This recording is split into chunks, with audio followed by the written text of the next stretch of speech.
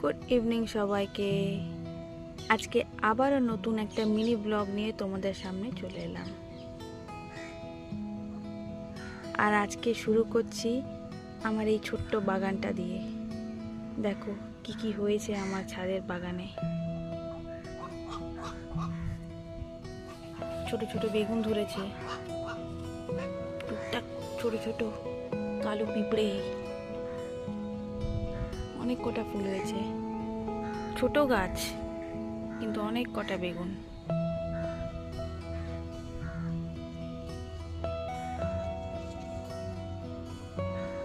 ছোট ছোট এরকম ছোট ছোট আমার দুটো চারা আছে, যে চারাটার মধ্যে অনেক কটা বেগুন এরকম হয়েছে।